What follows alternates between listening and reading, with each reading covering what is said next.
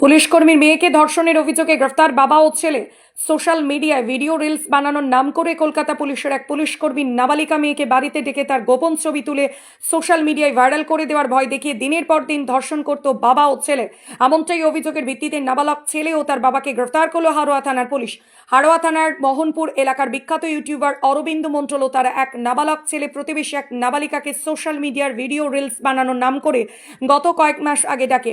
Video বানানোর নাম করে রাজ্যের বিভিন্ন প্রান্তের নাবালিকাকে নিয়ে যায় বিখ্যাত ইউটিউবার অরবিন্দ মণ্ডল ও তার নাবালক ছেলে। সেখানে বিভিন্ন ভিডিও বানানোর পাশাপাশি ওই নাবালিকার কিছু গোপন ছবি ও ভিডিও তোলে অরবিন্দ। সেই ভিডিও সোশ্যাল মিডিয়ায় ভাইরাল করে দেওয়ার নাম করে মাঝে মধ্যে ওই নাবালিকাকে ধর্ষণ করত অরবিন্দ ও তার নাবালক ছেলে। ওই নাবালিকা গত শুক্রবার সমস্ত ঘটনার কথা তার পরিবারের লোকেদের জানায়। তার পরিবারের লোকেরা হাড়োয়া থানায় বাবা ও ছেলের বিরুদ্ধে অভিযোগ জানায়। অভিযোগের ভিত্তিতে ঘটনার তদন্তে নেমে হাড়োয়া থানার পুলিশ রবিবার সকালে ওই এলাকা থেকে বিখ্যাত ইউটিউবার অরবিন্দ মণ্ডল ও তার নাবালক ছেলেকে গ্রেফতার করে।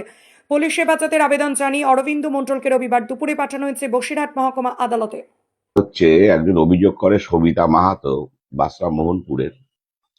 উনি অভিযোগে বলছেন যে ওনার মেয়ে নাচে ও পারদর্শী ছিল। ওরই বাড়ির পাশে আসামি এরা হচ্ছে ওকে নাচ শেখার জন্য নিয়ে যায়। প্রথমে প্রথমে ওরা কৌতুকের উপরে ভিডিও বানাতো, হাস্যরসাত্মক টাইপের ভিডিও বানাতো। পরবর্তীকালে কিছু অশ্লীল ভিডিও বানানো শুরু করে, কিন্তু ও প্রস্তাবে রাজি হতো না। তবুও কিছু আর্থিক সাহায্য এবং ওই নাচের জন্য যে শিক্ষক বলছে সেই জন্য করতো। পরবর্তীকালে গত 7 তারিখে ওকে বাড়িতে একা পেয়ে ওর বাবা ওই ভিডিও করার নাম করে, সায়নের বাবা ভিডিও করার নাম করে অরবিন্দু, মূল আসামি অরবিন্দু এবং সায়ন, ওর বাবা প্রথমে ওকে জামা কাপড় খুলে ভিডিও তৈরি করার নাম করে ওকে ধর্ষণ করে। যখন সায়ন এবং সায়নের মা বাড়ি আসে, সায়নকে তখন ও নালিশ করে যে তোমার বাবা আমার সঙ্গে এরম নোংরা কাজ করেছে।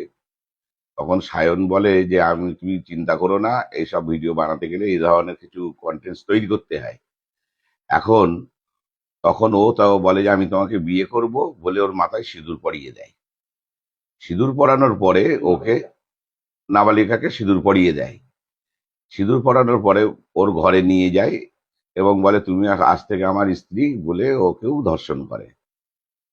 এইটা যখন মেয়ে বাড়ি ফিরছে না, রাত্রি 10টা বেজে যাচ্ছে, প্রতিদিন 10টার মতোই সময়ে ও বাড়ি ফেরে, তখন ওর মা খোঁজ খবর করে যে মেয়ে এখনো ফিরছে না কেন।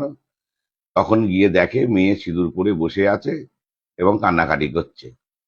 তখন ওকে আনতে গেলে ওরা বাধা দেয়, আসামিরা সবাই মিলে।